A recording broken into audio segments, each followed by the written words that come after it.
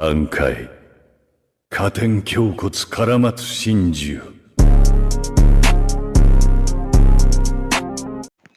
Hello বন্ধুরা, আমি সাকিব আছি সবার সাথে। আজকের গল্পটা অন্য গল্পের মতনই মারাত্মক। যদি গল্পটা ভালো লাগে থাকে তো লাইক, কমেন্ট অ্যান্ড একটা সাবস্ক্রাইব করে দেবেন। ঠিক আছে, চলো শুরু করে।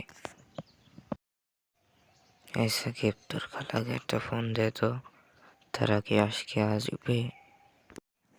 আচ্ছা, দিতে আসি ফোন। হ্যালো খালা, আপনারা কি আজকে আসবেন? আপনি কাকে ফোন দিয়েছেন? Sorry, wrong number. ঠিক আছে। খালা, কি আপনার কি আজকে আসবেন না? মেয়েটার ভয়েসটা তো সুন্দর, একটা কল করি, যদি আমার সাথে লাইন হয়ে যায়। Hello, wrong number. আপনি কে? ওই কালকে ফোন দিয়েছিলাম, রং নাম্বার। ও, আপনি কি ভালো আছেন? আপনি কিছু বলতে চান? আমি তো ভালো আছি। শুনেন, আমার কোনো বন্ধু নেই, আপনি কি আমার বন্ধু হবেন? হ্যাঁ, বন্ধু তো হওয়াই যায়, সমস্যা কি? আমি কি আপনাকে তুমি করে বলতে পারি? আজ এখন আমরা বন্ধু হয়ে গেছি। হ্যাঁ, বলেন।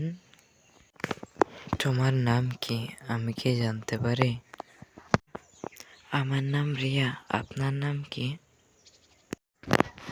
আমি সাকিব। তোমাদের বাসা কোথায়? আমাদের বাড়ি রাজপুর। এত সুন্দর মেয়ে কে? তাদের বাড়ি কোথায় হতে পারে?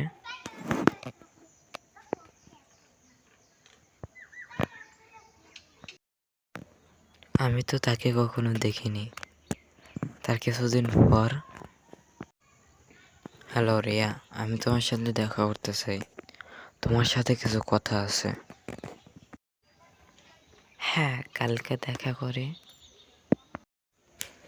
ও, আগে একবার তোমার সাথে দেখা হয়েছিল, আমি তো সেই সময় চিনতে পারিনি তুমি কে।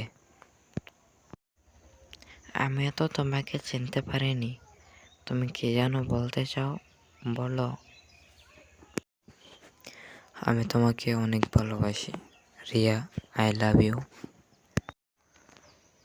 আমি তো তোমাকে বন্ধু মনে করেছিলাম, আমি তো কখনো তোমাকে ভালোবাসিনি। তারপর সে চলে গেল।